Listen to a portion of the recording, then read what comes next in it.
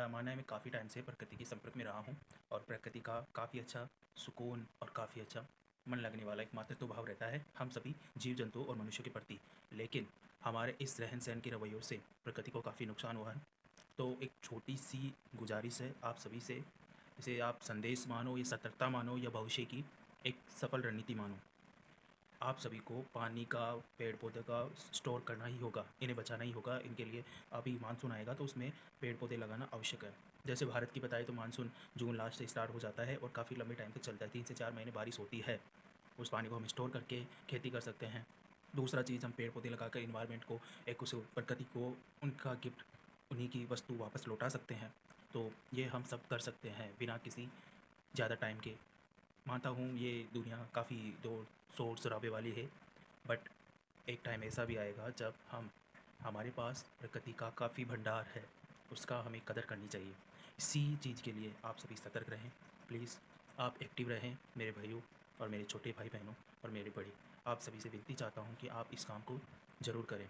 यह मेरा पहला संदेश। दूसरी बात, जैसे मेरे पास काफ़ी आइडियाज़ होते हैं, काफ़ी मल्टी टेक्निकल ऐसी चीज़ें हैं जिनसे हम बहुत सारी चीज़ें अप्लाई करके उसका आउटपुट बहुत अच्छा निकाल सकते हैं। इसी चीज़ में मैंने कहा कि जैसे हमारे गाँव में अगर मुझे 1 साल के लिए सरपंच बना दिया जाए या ऐसा कुछ पावरफुल पोजीशन दे दी जाए जिसमें मैं यहाँ का हालात बदल सकूँ, तो मैं मात्र 1 साल में यहाँ की एनवायरनमेंट के लिए, यहाँ की पानी के लिए, सब चीज़ों के लिए बहुत अच्छी सुविधाएँ कर सकता हूँ, सिर्फ़ 1 साल के लिए। बट उन चीज़ों के लिए मुझे चाहिए एक पावर, जैसे कोई सरपंच हो तो मुझे कोई 1 साल के लिए सरपंच बनाए, तो उसमें मैं वो सारी चीज़ें अप्लाई कर सकता हूँ। मैंने अपने गाँव में काफ़ी सारी चीज़ें एब्ज़ॉर्ब करी है, बहुत सारी चीज़ें मैंने अनुभव ली है और काफ़ी सारी चीज़ों से मुझे बहुत दुःख महसूस हुआ है, क्योंकि नेचर के हिसाब से देखा जाए तो यहाँ पर ग्राउंड वाटर बहुत कम हो चुका है और पानी की यह समस्या भविष्य में बढ़ने वाली है। इस चीज़ को मैं काफ़ी गहनता से समझ पा रहा हूँ और इस चीज़ के प्रति मेरा काफ़ी एक्टिव रिएक्शन है कि इस प्रॉब्लम को हम कैसे सॉल्व कर पाएँ। मेरे ख़्याल से जानते सब लोग होंगे कि क्या चीज़ें अप्लाई करनी है, कैसे ग्राउंड वाटर बढ़ा सकते हैं, बट करता कोई नहीं है। तो उसी चीज़ को मैं करना चाहता हूँ, आप सभी के लोगों के साथ जुड़कर, आप सभी लोगों का साथ पाकर। तो सबसे पहले जैसे गाँव में मैंने पहली समस्या मैं आपको बताता हूँ। मेरे गाँव में मैंने पहली समस्या ये देखी है कि यहाँ की काफ़ी लैंड है, यहाँ पे काफ़ी ज़मीन है, लोगों के पास, किसानों के पास काफ़ी ज़मीन है, लेकिन वो ज़मीन मात्र 1 वर्ष में सिर्फ़ बारिश की ऋतु की फसल ही दे पाता है। जो सर्दियों की फसल होती है, जो बीज की फसल होती है, उनको नहीं दे पाता। क्यों? क्योंकि यहाँ का ग्राउंड वाटर नहीं रहा, क्योंकि यहाँ पानी नहीं रहा। किन्हीं-किन्हीं किसानों के मात्र पीने तक का ही पानी सीमित हो चुका है। तो बताओ वो खेती कैसे कर पाएँगे? इन चीज़ों को मैंने गहनता से समझा है और किसान भी इसके प्रति एक्टिव नहीं है। वो समझ नहीं पा रहे हैं कि हमारे पास खेत है तो हम काफ़ी उनका बहुत अच्छा उपयोग कर सकते हैं, एक मात्र पानी को बचाकर। तो सबसे पहले मेरा यही उद्देश्य रहेगा कि आस-पास की खेती-बाड़ी है उनको ग्रीन रिवॉल्यूशन लाना, मतलब कि जो सर्दियों में और बीच में फसल नहीं होती है, जो हम बोलते हैं खरीफ और रबी की फसल के अलावा एक और फसल होती है जिसमें हम सब्जियाँ वगैरह लगाते हैं, वो सब्जियाँ, वो वो चीज़ें हम अप्लाई कर सकते हैं बारिश का पानी स्टोर करके।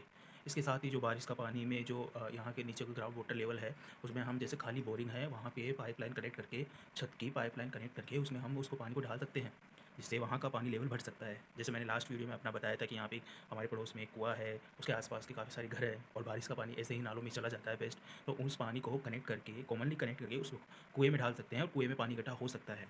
अगर एक भी बारिश होती है तो उसमें काफ़ी कुआँ भर जाएगा और उसके पास जो हैंडपंप है उसमें जो पानी का लेवल है वो भी ऊपर हो जाएगा, जिससे पानी की सप्लाई हो सकती है और आसपास में नमी रह सकती है पेड़ पौधों में, क्योंकि वहाँ की जड़ें काफ़ी कमज़ोर हो चुकी है। देख पा रहा हूँ पेड़ों में सूखापन आ गया है, जिसके कारण साफ साफ जाहिर होता है कि पानी की उनमें कमी आ गई है। आज टेम्परेचर बहुत ज़्यादा है और ये टेम्परेचर बढ़ता ही रहेगा। इस टेम्परेचर को हमें कम करना होगा। हमारी रणनीति ऐसी होनी चाहिए, हमारी सरकार की रणनीति ऐसी होनी चाहिए, जिनके मैनिफेस्टो में ये चीज़ें होनी चाहिए प्रकृति के प्रति। उनकी प्रकृति के प्रति होना चाहिए कि उसमें किस प्रकार हम बदलाव ला सकते हैं। एग्ज़ाम्पल के रूप में बता सकते हैं, अगर मनरेगा स्कीम है और उस मनरेगा स्कीम में, मनरेगा पॉलिसी में ये चीज़ अच्छी बात है, पानी स्टोर होना चाहिए जिसमें लोगों को रोज़गार भी मिल रहा है, प्लस में ये पानी इकट्ठा भी हो रहा है।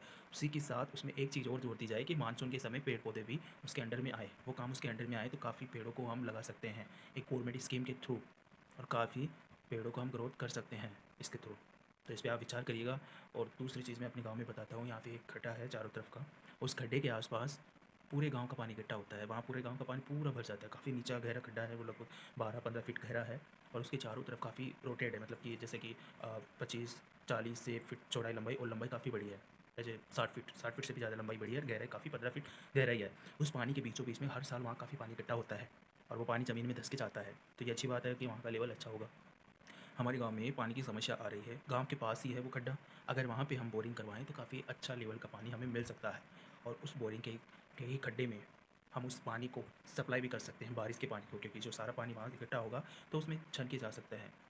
उस बाउंड्री के आस-पास मेन रोड है, वहाँ कोई सुरक्षा नहीं है। ऐसे देख सकते हो आप, खाली पड़ा होगा, बट उसके चारों तरफ हम बॉर्डर में पेड़ लगा के उनकी ग्रोथ कर सकते हैं। ऐसे अगर हम नीम का पेड़ लगाते हैं चारों दिशाओं में, तो वहाँ का इन्वायरमेंट अच्छा होगा।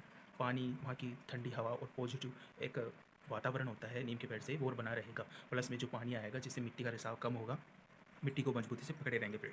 तो मेरा ये मानना है ये चीज़। दूसरी चीज़, तीसरी चीज़, यहाँ की जो सड़कें हैं या फिर देख लो नालियाँ हैं या फिर कचरा है, उसका भी हम सुव्यवस्थित तरीके से एक अच्छे प्रॉपर वे से उनको स्टोर करके हमारे इस गाँव को साफ़ सुथरा बना सकते हैं। ठीक है। अब इन चीज़ों के लिए जोड़ने के लिए सबसे पहले हमें जो 1 साल का मैंने बताया है